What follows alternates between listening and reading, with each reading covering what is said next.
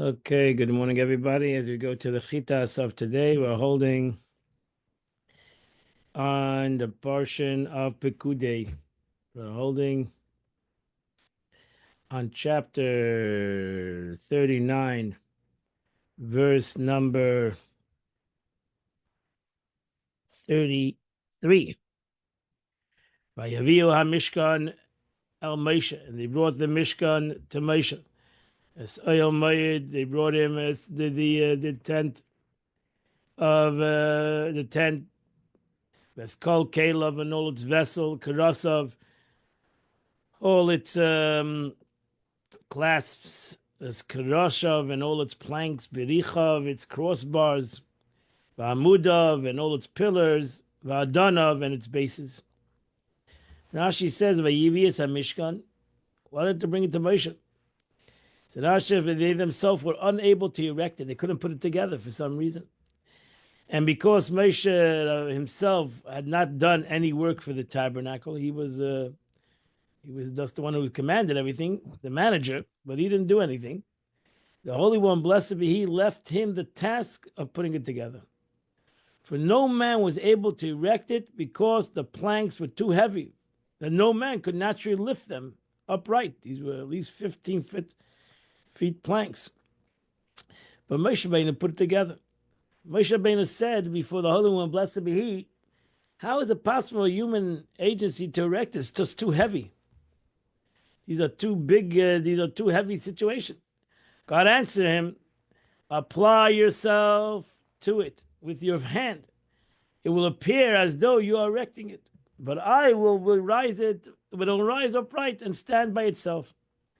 And this is what it's meant when it says the tabernacle was erected, meaning it was erected built by itself.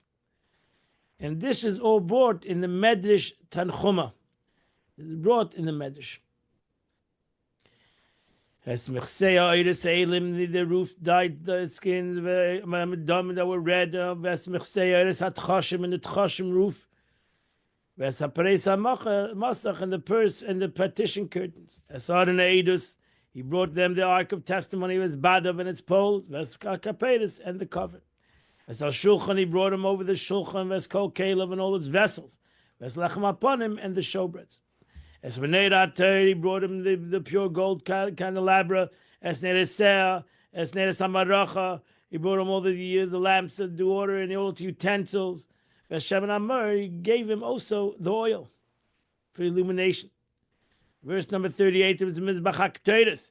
He brought him the golden altar. As Shemin HaMishcha, the anointing oil. As Keteris Hasamim and the incense offering, was Masach HaPesel oil and the screen to the entrance of the tent. As Mizbach HaNachoshes, the copper altar. As Michbar HaNachosh HaSheshalei and the copper grate that was part of that altar. As Badav and all its poles. As Kol Kelev and all its utensils. As Akir and the lever. As Kaneh and its base. As Kale Achotzav as Amidel, he brought him over the netting of the courtyard and all its pillars. As Adaneh and all its bases, as Masach Shalash Larachatz, and also the entrance, the screened entrance to the courtyard, as Meisra of all its tying ropes, as Yisrael says, all the stakes, was called Avedas HaMishkan. He gave him all the utensils for the work of the Mishkan, La'oyel Mayed for the tent, for the tabernacle, for the tent of meeting. Verse number 41 is Big Asrad. He gave them netted packing cloths. Lashad is by Kodesh. These were the coverings of all the utensils.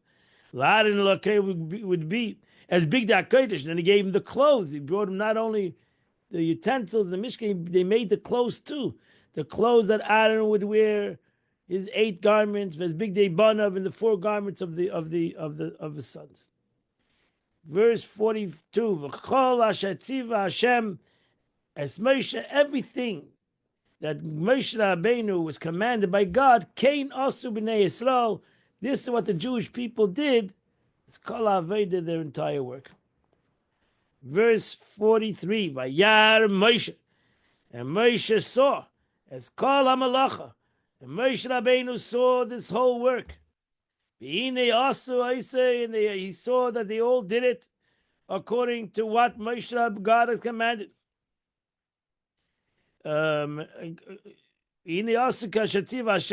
He saw that they've done it according to the way the Eibishter commanded. Kain also, that's what they did. Vayevarech Oisa Moshe Rabbeinu blessed him. Now she says, what was the blessing that Moshe Rabbeinu gave the Jewish people? Amar lahem, he said to them, Yiratzain, may be the will of God. Shetisha Shechina b'masi yadechem. That the presence of God should rest in the work of your hand. And as the praying uses the verse, V'hi noyem Hashem alekeinu, may the pleasantness of the presence of God, our God, be upon us. And this prayer is Hu Echad Miyud Meiz Mizmorim. This is part of the 11 chapters of Tillim, chapter 90 to chapter 100, that was compiled by Moshe Rabbeinu. Tillim, we know part of Tillim was the majority of Tillim was composed by David HaMelech, but there is a part that was composed by Moshe Rabbeinu, as it says openly in the Tillim, Tefillah Moshe, that these 10 chapters, chapter 90 to chapter 100, was composed by Moshe Rabbeinu himself, and that's became part of the Tillim, the Psalms that we say. So that was, you'll see this Psalm Vayhi Noyam is one of those chapters between chapter 90 and chapter 100, and that completes the Chumash for today. We now go to the Tanya of the day. So we are in the middle of chapter 37. The Alter Rebbe is explaining to us the whole purpose of why my neshama came to the world. And not only is the purpose of my neshama that came down to the world, but really it's the purpose of creation. My neshama came down to the world for the purpose of creation itself. Because my neshama, and so to every single one of us, our neshama has a specific purpose it needs to accomplish in this world. And what we call in Chassidus, as the Alter Rebbe is saying right now, nitzos, there's a spark of God in this world that is waiting for me personally to come down and to do something with it, to elevate it, to reveal it, and that's what it's waiting for. And if it's not, I won't do it. I'll have to come down again, and there has to be a resurrection, or not a resurrection, a reincarnation.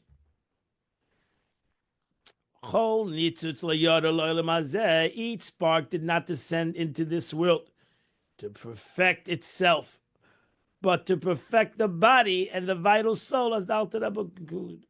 So that's the purpose. My neshama didn't come down for itself. My neshama came down to the world to fix something in this world, to fix something within myself, fix something within the world.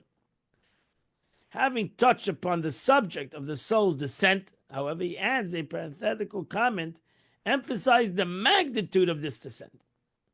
On entering this world, the soul may perhaps attain the loftiest heights of love and fear of God that are experienced by a perfect tzaddik. But even this cannot compare to the love and fear that he experienced while it was a spiritual world before its descent. So therefore, if I think I came to love God, there's much greater love in heaven. There's much greater love of my soul in heaven than this world. So if the soul thinks that it came down to the world for its own self, it's making a big mistake. Because for its own self, it should have stayed in heaven. It would have acquired a greater love of God and fear of God in heaven than coming down to this world. And therefore, for the soul itself, it's a Yerida Gedola. For the soul itself, it's a great descent. And it only acquires a great ascent if it accomplishes its mission. Not its own mission, but God's mission. That God sent it into this world to be able to rectify something in this world. Though it's indeed a great descent. It's a great descent for any neshama to come down to this world. Because the neshama is a chelek elakam imal mamish. The neshama is a part of God. It's in many ways higher than even the angels that serve God. The neshama is higher than them. And therefore the neshama truly understands the beauty of love of God and fear of God. It comprehends that very clearly, and its service. The neshama was created before creation, so the neshama understands its true journey, what it needs to do, and therefore that the neshama, even as the Alter Rebbe says, the neshama of a great tzaddik. So you read the Gedolah, it's an unbelievable descent for the neshama to come down into this world. Because even if this guy would be any person, this person will be a tzaddik gomer, a complete tzaddik. He serves God with love and fear. B'tainugim. And he has the tainig avay, which Alter Rebbe, he has the delight in God, which the Alter Rebbe explained is unbelievable to reach such a level as a human being. But still, lo yagir l'maylas devekes b'avaya, it will never attain the quality in its attachment to God of love and fear of God, where the way it was before it came to this world. Prior it came to this world, the neshama was in Gan Eden, divested from everything spiritual, physical, I mean. Totally a spiritual entity, totally connected to its source. What can the neshama acquire greater than that?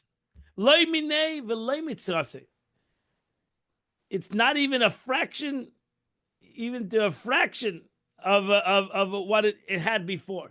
No question about it, that a neshama coming down to the world is a yerida, is a descent for any neshama. And you shouldn't think, oh, this is higher, this is lower. No. There's no comparison, klal. There's no similarity between the love of God, the way a neshama has in the Gan Eden, to the way it has in this world. There's no similarity. That's what the Mishnah says. Yafa keiris ruach be'elam haba. 1 minute of delight in the world to come is no comparison of not even 1,000 years of delight in this world. Because it's a spiritual delight and self-understood, any kind of spiritual delight, total spiritual delight, when they're not connected to any kind of corporal situation, is much greater than what the neshama receives over here. And that's why the Alter Rebbe explained, the neshama, that the tzaddik, that when he dies, he has aliyas in the neshama. His neshama is greater than when it was in the body. Because the neshama of a tzaddik is love and fear, so it's much greater, the love and fear of God, out of the body than within the body. It's self-understood. As it's known to any intelligent man. That no body can bear what the neshama bears without the body. That's it. The neshama without the body can acquire a greater love and fear of God than what's in the body. Doesn't make a difference whether he's a tzaddik, gomer, he's Moshe Rabbeinu, or he's a simple person.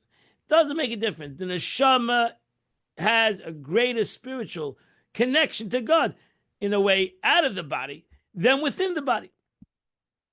That's why we say every day, thank you, God, for giving back a neshama. Because when our neshama leaves the body at night, it realizes its greatness, lamaila.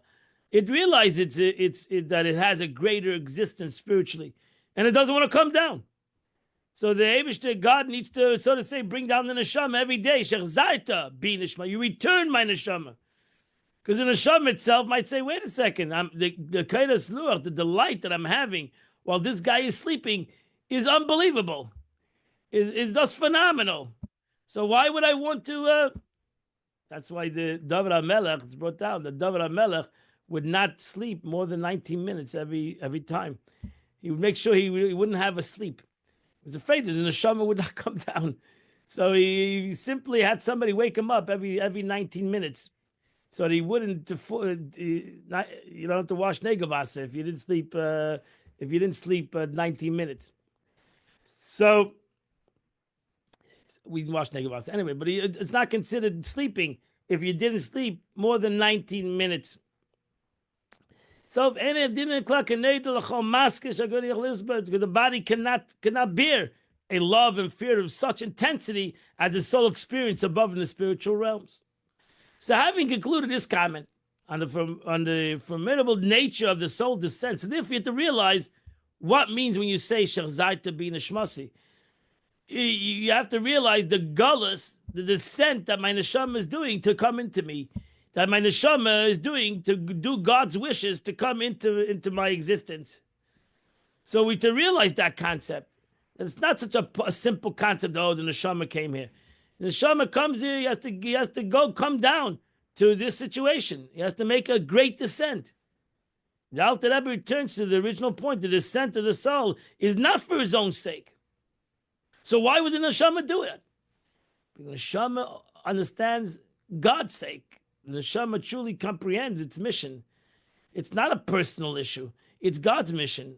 And therefore the neshama is willing to go make the descent. It's willing to be Mesa Nefesh, to go into Gullus, because he knows God's mission.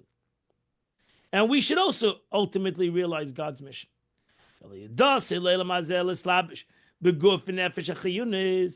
The descent into this world. Why the neshama comes onto this world makes a great descent. To be clothed in a body. And the vital soul is only for one reason. The purpose of perfecting them, the body. That's the mission. God wanted a dwelling place in this physical world. And the neshama is willing to be Mesa Nefesh, self-sacrifice himself. He could be sitting Lamaila and enjoying the pleasantness of God. And he goes to come down into this physical reality. Why? Because he knows God's mission. God's mission is specifically not in the upper worlds, but actually in this world. Well, Afrida Mahara came down to this world in neshama. I was saying davening every day. Neshama shenasata bi tahiri. The neshama that's in me is still Torah, is pure. It's not. It doesn't need. Rectification. It's pure soul. It came down into this world because he knows that God has a mission for it, and the mission is this physical body. That's its mission. It fits it like a glove, and he knows exactly that the mission is to rectify this body, to elevate this body, to make a dwelling place for God in this body, which will ultimately be, as Alter Rebbe says, in the whole world. To separate it from evil. That's his job. Comes down to the Jewish body so that to influence the body, not to do a sin. Through observing the 365 prohibitions and their offshoots. Or observing the biblical and rabbinical prohibition. And to elevate his vital soul. Together with the portion, not only to elevate the body, but again, the body is connected to this world. And the body has a mission not only in itself, the body, the physical body, has a mission to elevate the world. And we explained before, elevating the world could be through eating l'shem shamayim. I'm elevating the world because when I'm eating the world. I'm eating what was created in this world, the earth of this world, the vegetation of this world, the animals of this world, everybody that was involved in creating this piece of food or this food that I'm eating.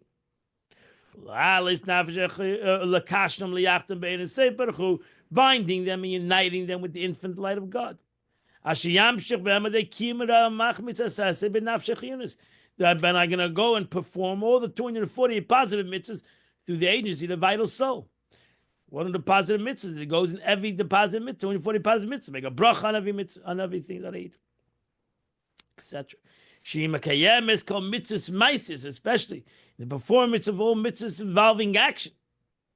As I explained before, chapter 36, that the divine soul can activate the body in performance of mitzvahs only by the way of the vital soul. Cannot accomplish it. The neshama realizes it cannot accomplish the mission of God if it doesn't influence the animal soul. So if the godly soul, chas v'shalom, is going to come into this body, and the body is not going to do one mitzvah, then the vital soul, then it had an effect on the vital soul. And then basically the vital soul, his animalistic soul, is basically on its own. As brought down in Kabbalah, in Eitz Chaim, portal 26, can a shama atzma tzichet tikkun. The soul itself does not need purification at all. As I said before, Shama shenasata bi tahorehi. The neshama that you put into me is pure. Ata barasa ati yatsaita, you created it, you formed it. It's pure. It's a pure entity. But it has a mission. And the mission is to take my animal soul, to take my vital soul, and to make it in my body a dira b'tarteinim, a place for God to dwell in this animal soul. It needs to be embodied in this world, in a body of a vital soul. And this is a tzaddik, except to draw down the light to perfect them, the vital soul in the body. V'hu mamish dugmas galus hashchina. We should realize that the galus of the soul is the galus of God. Galus hashchina, Said. If you want to know the hidden concept, it says, Imi anechi b'tzara. God says, I go into galus with you. Wherever a Jew goes, I'm there with him. But God's in galus. He's in exile. Like my neshama is in exile. God says it's worth it for me, this exile. Because ultimately, there's going to be a redemption. So to the neshama says it's worth it for me, this descent. Because there's going to be a great ascent. Because I'm going to take this body, I'm going to take this world, I'm going to bring light into the world. I'm going to transform the world. It's all worth it. It's all worth it. And even, you might say, oh, but what's happening in the world? One light. It's worth it for the neshama. As I mentioned yesterday, the Baal Shem Tov said, the neshama can come down to the world for one aspect. One nitzutz. Doesn't have to transform, accomplish great things. He has to accomplish one revelation. That maybe the neshama came down to the world to do one act and reveal this concept in the world. And until then, my neshama is in galus. Until then, my soul is in exile, trying to do its mission. So this parallels exactly the Alter Rebbe's mamish, dugma sreida shchin, the mystery of the exile of the shchin, of the presence of God, is war for what? Levad netzusis. Which purpose is to refine the sparks of holiness that fell into clippus. So too does the divine soul enter into exile within the body and the vital soul in order to perfect them, to extract from them the sparks of holiness which they contain. The foregoing discussion enables us to understand the particular virtue of mitzvahs performed through action. Creation and the soul descent into the body were both intended for the purpose of elevation of the body and the vital soul, and thereby the entire world. Moreover, this objective is reached primarily through the mitzvahs involved in action, so much as these mitzvahs are performed by the body and the vital soul. These mitzvahs are therefore the primary importance. We all know the statement of the Mittel Rebbe, the Alter Rebbe's son, who says, the Rebbe would say this many times, Anan Pola Diamam Anan. The Gemara says, we are the workers of the day, which means we are the workers of light. That's our journey. Our journey is to bring light into the world, bring light into our existence, bring light ultimately into the world. That's our job. And that's what we need to do. Start worrying about the negative that will ultimately disappear. The more light we bring into the world, the more darkness will go away. And that's our job. Do your job. Today is the 26th day of the month, which is the second part of Tillim, of chapter 119. The chapter 119 is divided in two parts. We're doing the second part from the letter Mem till the end. And if you do that, you'll do the chitas of the day. The Rebbe writes today in the Hayom Yom on the 26th day of Adar, with three instruments of service: love of God, love of Torah, and love of Israel. Must young students of Torah approach their avodah in the vineyard of the Lord of hosts, to bring the hearts of their brothers closer to observance of practical mitzvahs, and to designate regular times for study of Torah. They must do this without paying any attention to the affliction of factions. The absolute truth is that the heart of Israel is a wellspring, a source of living waters, and there is a covenant with effort and publicity. They shall never be fruitless. Whoa. Wow, that's a heavy statement. The next one, the second part is, all of the sacred nations of God, of Abraham, all that is sacred to the nation of God, of Abraham, and the fundamental to the house of Israel, is to establish and rearing an upright generation. Kashrut of food, sublime pure holiness of Shabbos, was entrusted by the awesome and revered God for preservation and development to the women of Israel. The women who fulfilled her obligation and destiny in life of family, in conducting the home, and in seeing that the education be according to the Torah.